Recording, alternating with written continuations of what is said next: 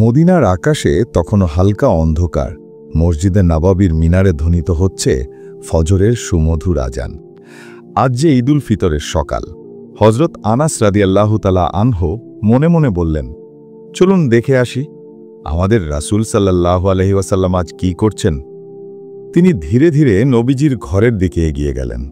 ঘরের দরজা তখন হালকা খোলা। সেখানে দেখা গেল রাসূল সাল্লাল্লাহু আলাইহি ওয়াসাল্লাম অজু শেষ করেছেন। তারপর তিনি সুন্দরভাবে গোসল করলেন। আনাস রাদিয়াল্লাহু তাআলা আনহু হাসি মুখে বললেন, ইয়া রাসূলাল্লাহ, আজ তো ঈদের দিন, আপনি কি কাপড় পরবেন? রাসূল সাল্লাল্লাহু আলাইহি ওয়াসাল্লাম হালকা হাসলেন, বললেন, আনাস, আমরা সবচেয়ে ভালো জামা পরব আজ। আল্লাহ পছন্দ করেন তার বান্দারা যখন তার দেওয়া নিয়ামত প্রকাশ করে। তিনি আলমারি খুলে তার পরিষ্কার সাদা কাপড় বের করলেন। দামি না হলেও কাপড়গুলো ছিল খুবই পরিপাটি। মাথায় পাগড়ি বাঁধলেন। এরপর আনাস রাদিয়াল্লাহু তাআলা আনহু দেখলেন নবীজি এক বোতল সুগন্ধি আতর হাতে নিয়েছেন। তারপর তিনি খেজুর খেতে বসলেন। আনাস রাদিয়াল্লাহু তাআলা আনহু খেয়াল করলেন তিনি 3টি খেজুর খেলেন।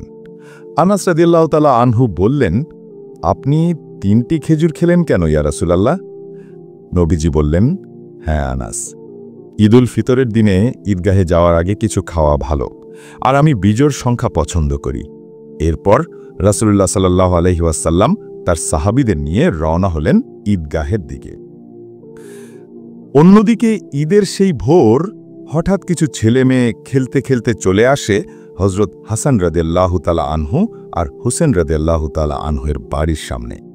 তারা বিস্ময়ে দেখতে থাকে তাদের পরনে এখনো সেই পুরনো জামা। তারা কোমল কণ্ঠে বলল, আরে হাসান, হোসেন, আজ তো ঈদ, আমরা সবাই দেখো নতুন জামা কাপড় পরে এসেছি। তোমরা তো দেখছি আগের সেই পুরনো জামা পরে আছো। তোমাদের কি নতুন জামা দেওয়া হয়নি? তোমাদের মা কি তোমাদের জন্য নতুন জামা আনেননি? এই কথাগুলো শুনে মুহূর্তেই তাদের চোখে জল এসে গেল, কিন্তু তারা কিছু না বলে এক দৌড়ে ঘরের ভেতর চলে গেল। ছুটতে ছুটতে মায়ের ঘরে গিয়ে ডাকতে লাগলো, আম্মা, আম্মা, সবাই বাইরে দাঁড়িয়ে আমাদের বন্ধুরা, তারা সবাই ঈদের জামা পরে ঈদের নামাজে যাচ্ছে, আমরাও যাব। আমাদের নতুন জামা কোথায় আম্মা? এখনই আমাদের জামা দাও, আমরা নতুন জামা পরে ঈদের নামাজে যাব। হযরত ফাতেমা রাদিয়াল্লাহু আনহা 2 ছেলের এমন আকুল মিনতি শুনে স্তব্ধ হয়ে গেলেন। তার প্রাণের টুকরো 2 দুলাল তার দিকে আশায় ভরা চোখে তাকিয়ে আছে। তিনি জানতেন তাদের জন্য কোনো নতুন জামা নেই। ঘরে যা ছিল সবই তো শেষ। দুনিয়ার রোজগার যা ছিল তাও হযরত আলী রাদিয়াল্লাহু তাআলা আনহু আগেই গরিব দুঃখীদের মাঝে বিলিয়ে দিয়েছেন। অতঃপর তিনি নিজেকে সামলে নিয়ে কোমল কণ্ঠে বললেন, সোনামণিরা, তোমরা তো এখনো গোসল করনি। আগে তোমরা দুজনে ভালো করে গোসল করে এসো। তোমাদের নতুন জামা তো দর্জির দোকানে রয়েছে, সে তৈরির কাজ শেষ করলেই আমি তোমাদেরকে পরিয়ে দিব।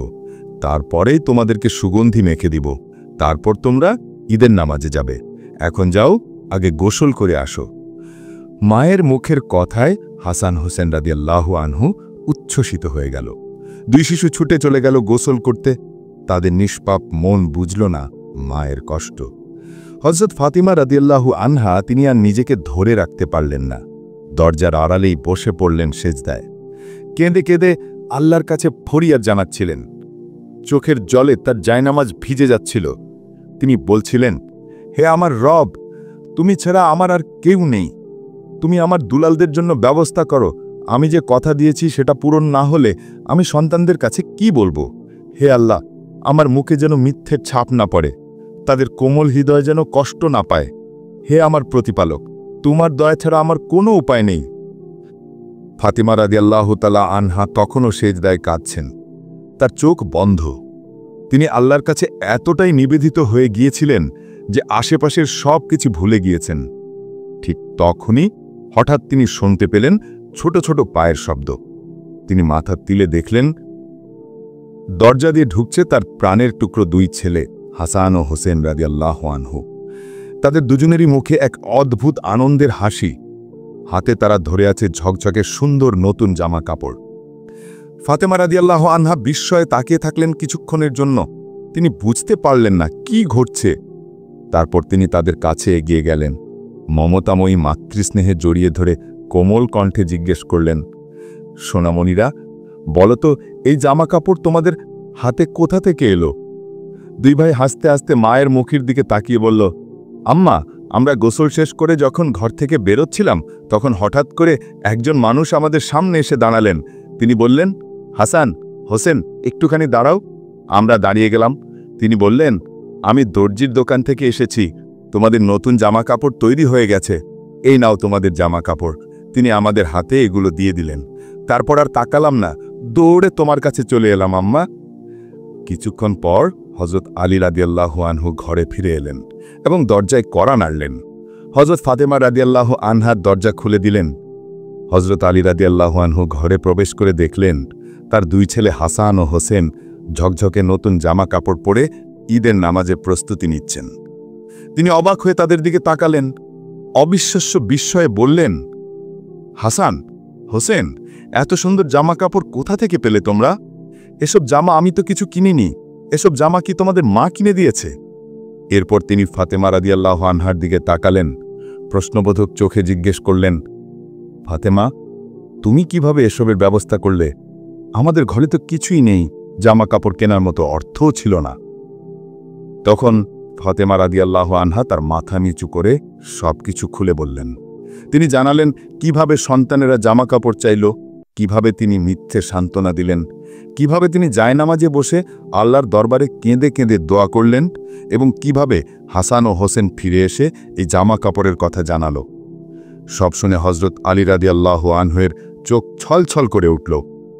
তিনি তখন বললেন, ফাতেমা, বুঝতে পারছো না, এ কোনো সাধারণ ঘটনা নয়, যত সম্ভব এটি আল্লাহর কুদরত। নিশ্চয়ই সেই লোকটি ছিল আল্লাহর পক্ষ থেকে পাঠানো কোনো ফেরেশতা। তিনি তোমার দোয়া কবুল করেছেন, আকাশ থেকে বেহেশতের জামা এনে দিয়েছেন তোমার দুলালদের জন্য। এরপর হযরত আলী রাদিয়াল্লাহু আনহু হাসান হোসেনকে নিয়ে ঈদগাহের দিকে ঈদ নামাজের জন্য যেতে লাগলেন।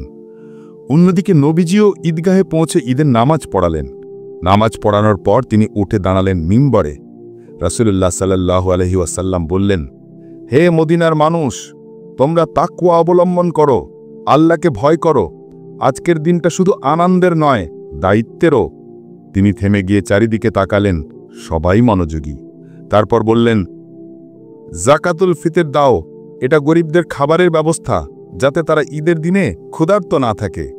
আল্লাহর কসম, যার ঘরে সামর্থ্য আছে অথচ সে দেয় না, সে আমার উম্মতের মানুষ নয়। অতঃপর নামাজ শেষে সবাই মিলে নবীজিকে ঘিরে ধরল, কেউ সালাম করল, কেউ কোলাকুলি।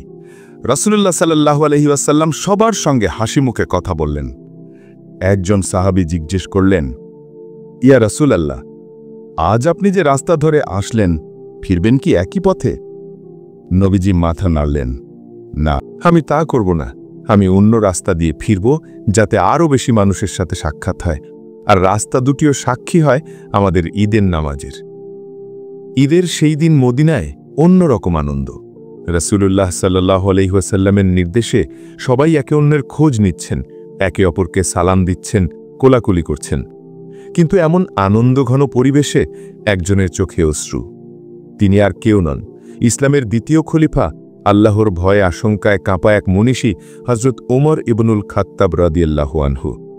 তিনি এক কোণে বসে আছেন, তার মুখটা শান্ত, কিন্তু চোখে টলটল অশ্রু। এমনকি সেই অশ্রু গড়িয়ে দাঁড়িতে পড়ে যাচ্ছে। কেউ কেউ দেখলেন তিনি নিজের হাত দুটো তুলে দোয়া করছেন। তার ঠোঁট কাঁপছে, যেন কিছু বলছেন, কিন্তু ধরা যাচ্ছে না। কিছু সাহাবী এগিয়ে গেলেন। তারা বললেন, ইয়া আমিরুল মুমিনিন, আপনি তাচ্ছেন এই ঈদের আনন্দের দিনে? এই দিন তো খুশির দিন, আমরা তো আনন্দ করছি, আল্লাহর শুকরিয়া আদায় করছে, আর আপনি একা একা কান্না করছেন। হযরত উমর রাদিয়াল্লাহু তাআলা আনহু ধীরে ধীরে চোখ মুছলেন। তারপর গভীর দৃষ্টিতে সাহাবীদের দিকে তাকিয়ে বললেন, হ্যাঁ, এই দিন আনন্দের যারা জানে যে তাদের গুনাহ মাফ হয়েছে, তওবা কবুল হয়েছে, তারা আল্লাহর রহমত পেয়ে আনন্দ করছে। কিন্তু আমি জানি না আল্লাহ আমার আমল কবুল করেছেন কিনা। সাহাবীরা তখন নিশ্চুপ। হযরত উমর রাদিয়াল্লাহু তাআলা আনহু আবারও বললেন, আমি রাসূলুল্লাহ সাল্লাল্লাহু আলাইহি ওয়াসাল্লামকে বলতে শুনেছি, ধ্বংস হোক সেই ব্যক্তি যে রমজান পেল কিন্তু নিজের গুনাহ মাফ করিয়ে নিতে পারল না। হযরত উমর রাদিয়াল্লাহু তাআলা আনহু দীর্ঘ নিঃশ্বাস ফেললেন। তার কণ্ঠ কাঁপছিল। তিনি বললেন, রমজান মাস গেল, আমরা রোজা রেখেছি, তারাবিহ পড়েছি, কোরআন তেলাওয়াত করেছি, কিন্তু জানি না আমার এই সব আমল আল্লাহ কবুল করেছেন কিনা। আমি জানি না আমার গুনাহ মাফ হয়েছে কিনা।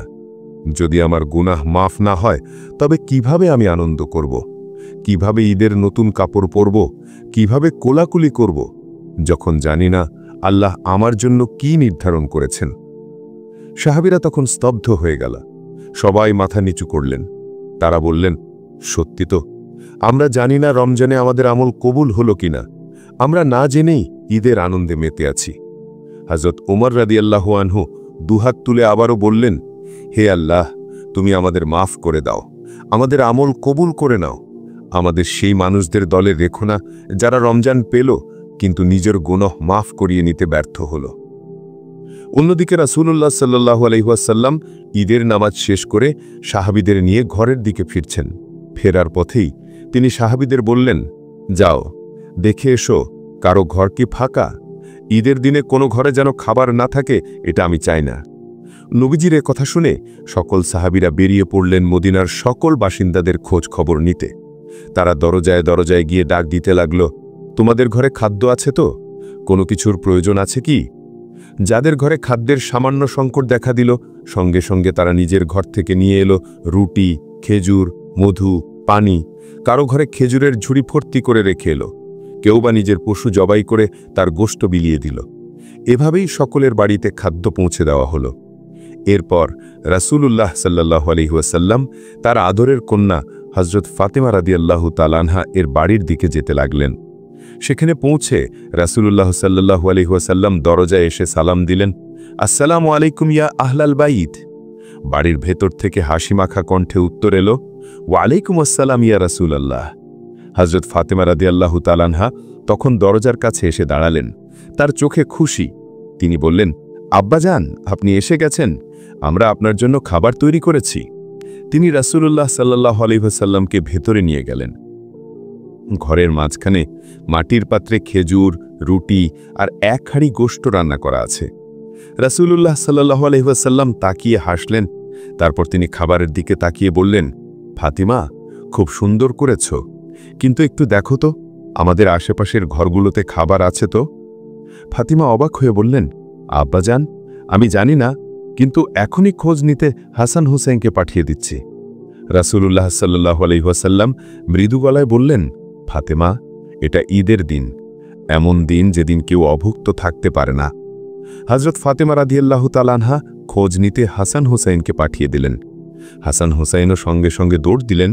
তারা আশেপাশের ঘরগুলোতে গেলেন। কিছুক্ষণ পরে তারা ফিরে এসে বললেন, নানাজান, 2-3টি ঘর খালি আছে, কিছুই নেই তাদের জন্য। রাসূলুল্লাহ সাল্লাল্লাহু আলাইহি ওয়াসাল্লাম বললেন, তবে দেরি করো না, এই খাবারটা আগে তাদের পাঠিয়ে দাও, এরপর আমরা খাব। এ কথা শুনে হযরত হাসান হুসাইন রাদিয়াল্লাহু তাআলা আনহু তাদের বাড়িতে খাদ্য পৌঁছে দিয়ে আসলেন। এরপর একসাথে বসে আনন্দের সাথে সকলে খাদ্য উপভোগ করলেন। অতঃপর ঈদের নামাজ, খুতবা আর মদিনাবাসীর সঙ্গে আনন্দ ভাগ করে নিয়ে রাসূলুল্লাহ সাল্লাল্লাহু আলাইহি ওয়াসাল্লাম তার ঘরের ফিরলেন। ঘরের দরজায় হযরত আয়েশা রাদিয়াল্লাহু তাআলা আনহাকে দেখতে পেলেন। তিনি তখন ঘরের মধ্যে কিছু কাজ করছিলেন। রাসূলুল্লাহ সাল্লাল্লাহু আলাইহি ওয়াসাল্লাম তখন ঘরে প্রবেশ করতেই আয়েশা রাদিয়াল্লাহু তাআলা আনহার মুখ উজ্জ্বল হয়ে উঠল। নবীজি মুচকি হাসলেন। রাসূলুল্লাহ আলাইহিস সালাম বললেন, আয়েশা, তুমি কি জানো আজকের দিনটা কেমন দিন? হযরত আয়েশা রাদিয়াল্লাহু তাআলা আনহা বললেন, ইয়া রাসূলুল্লাহ, আজ তো ঈদের দিন, খুশির দিন। রাসূলুল্লাহ সাল্লাল্লাহু আলাইহি ওয়াসাল্লাম হাসি মুখে বললেন, তবে এসো, আজ তোমাকেও খুশি করি, চলো তোমাকে কিছু দেখাই। হযরত আয়েশা রাদিয়াল্লাহু তাআলা আনহার চোখ বড় হয়ে গেল। তিনি বললেন, কি দেখাবেন আমাকে ইয়া রাসূলুল্লাহ? রাসূলুল্লাহ সাল্লাল্লাহু আলাইহি ওয়াসাল্লাম আয়েশার হাতটি নরমভাবে ধরলেন এবং তিনি বললেন, চলো মসজিদে নববীর দিকে যাই, সেখানে কিছু আনন্দের দৃশ্য তোমাকে দেখাবো। এরপর দুজনে মসজিদের খোলা প্রাঙ্গণে এসে পৌঁছালেন। সেখানে আবিসিনীয় সাহাবীরা ঢাল, তলোয়ার আর লাঠি হাতে যুদ্ধ প্রশিক্ষণের কসরত করছিল। তারা লাফিয়ে লাফিয়ে একে অপরের উপর আক্রমণ চালাচ্ছিল, আবার দ্রুত সরে যাচ্ছিল। মাটি থেকে ধুলো উঠছিল আর চারদিকে সবাই তাদের উৎসাহ দিচ্ছিল। এটি ছিল তাদের ঈদের আনন্দ উদযাপনের অংশ। রাসূলুল্লাহ সাল্লাল্লাহু আলাইহি ওয়াসাল্লাম দাঁড়িয়ে গেলেন। হযরত আয়েশা রাদিয়াল্লাহু তাআলা আনহাকে ইশারায় কাছে ডাকলেন। রাসূলুল্লাহ সাল্লাল্লাহু আলাইহি ওয়াসাল্লাম বললেন, আয়েশা, তুমি কি দেখতে চাও? হযরত আয়েশা রাদিয়াল্লাহু তাআলা আনহা লাজুকভাবে হাসলেন এবং বললেন, হ্যাঁ ইয়া রাসূলুল্লাহ। এরপর রাসূলুল্লাহ সাল্লাল্লাহু আলাইহি ওয়াসাল্লাম নিজের অবস্থান এমনভাবে করলেন যাতে আয়েশা রাদিয়াল্লাহু তাআলা আনহু নিরাপদে দাঁড়িয়ে দেখতে পারেন। হযরত আয়েশা রাদিয়াল্লাহু তাআলা আনহু নবীজির পেছনে দাঁড়িয়ে তার কাঁধের উপর মাথা রাখলেন। তাদের গাল পাশাপাশি লেগে গেল। নবীজি তার রুহানি উপস্থিতি দিয়ে হযরত আয়েশা রাদিয়াল্লাহু তাআলা আনহুকে নিরাপদ এবং সম্মানিত বোধ করালেন। কেউ যেন তাকে দেখতে না পায় সেজন্য তিনি নিজে আড়াল হয়ে দাঁড়ালেন। কিছুক্ষণ পর নবীজি বললেন, আয়েশা, তোমার দেখা হয়ে গেছে? হযরত আয়েশা রাদিয়াল্লাহু তাআলা আনহা একটু হেসে বললেন, না ইয়া রাসূলুল্লাহ। হযরত আয়েশা রাদিয়াল্লাহু তাআলা আনহা পরে এই ঘটনা স্মরণ করে বলেন, আমার আসলে দেখার খুব একটা ইচ্ছা ছিল না, কিন্তু আমি দেখতে চেয়েছিলাম নবীজি আমার জন্য কতক্ষণ দাঁড়িয়ে থাকেন। আমি বুঝতে চেয়েছিলাম তার কাছে আমার কি মূল্য। আর নবীজি তিনি ধৈর্য ধরে সেই আনন্দঘন দৃশ্য আয়েশা রাদিয়াল্লাহু তাআলা আনহাকে দেখালেন, যতক্ষণ না আয়েশা নিজেই বললেন, ইয়া রাসূলুল্লাহ, এবার চলুন। রাসূলুল্লাহ সাল্লাল্লাহু আলাইহি ওয়াসাল্লাম কোমল হাসি হেসে বললেন, আচ্ছা ঠিক আছে আয়েশা, চলো তাহলে বাড়ি ফিরে যাই। এরপর দুজনে ধীরে ধীরে বাড়ির পথে ফিরলেন। পথের মধ্যে নবীজি বললেন, আয়েশা, এই দিনটা আল্লাহ আমাদের উপহার দিয়েছেন। যারা এই দিনকে সুন্দরভাবে কাটায় আল্লাহ তাদের উপর রহমতের দরজা খুলে দেন। অতঃপর রাসূলুল্লাহ সাল্লাল্লাহু আলাইহি ওয়াসাল্লাম বাড়ি ফিরে যাচ্ছিলেন। হঠাৎ তার কানে এলো এক শিশুর কান্নার আওয়াজ। তিনি থামলেন। চারপাশে উল্লাস আর হাসির মাঝে সেই কান্নার শব্দ যেন অনেক বেশি বেদনাময় শোনাল। তিনি ধীরে ধীরে এগিয়ে গেলেন সেই কান্নার উৎসের দিকে। এক রাস্তার পাশে এক কোনায় বসে আছে ছোট্ট একটি ছেলে। তার গায়ে ধুলো মাখা পুরনো কাপড়। রাসূলুল্লাহ সাল্লাল্লাহু আলাইহি ওয়াসাল্লাম তার পাশে বসে পড়লেন। শিশুটি প্রথমে তাকিয়েও দেখল না। নবীজি হাত বাড়িয়ে তার ছোট্ট কাঁধে রাখলেন। কোমল কণ্ঠে বললেন, বৎস, তুমি কেন কাঁদছ এই আনন্দের দিনে? ছেলেটি চমকে তাকালো। তারপর ধীরে ধীরে বলল, সবাই ঈদের নতুন কাপড় পরে মজা করছে।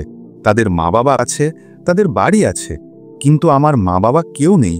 আমার বাবা শহীদ হয়েছেন যুদ্ধের ময়দানে, মাও চলে গেছেন অনেক দিন, আমাকে দেখার কেউ নেই।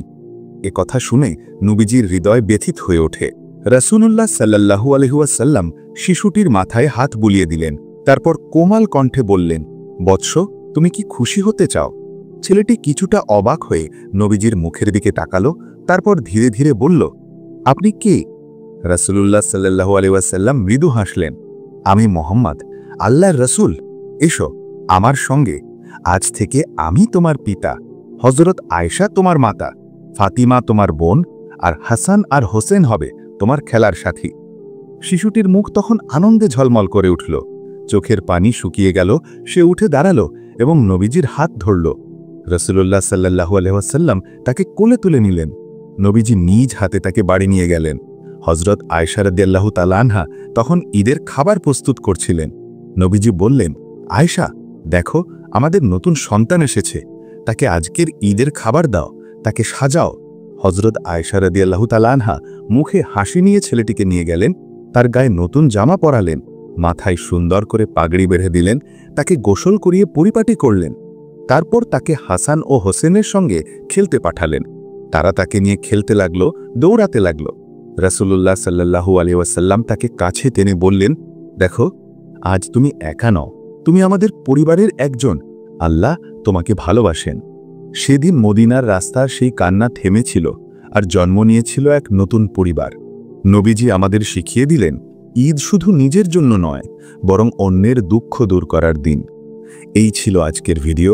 ভিডিওটি যদি আপনাদের ভালো লেগে থাকে তাহলে অবশ্যই লাইক এবং কমেন্ট করবেন এবং এমন আরও ভিডিও পেতে আমাদের চ্যানেলটিকে সাবস্ক্রাইব করবেন। আল্লাহ তাআলা যেন আমাদের সবার রোজা কবুল করেন আর আমরা সকলেই ঈদের দিনটি যেন সুন্দরভাবে উদযাপন করতে পারি। আসসালামু আলাইকুম।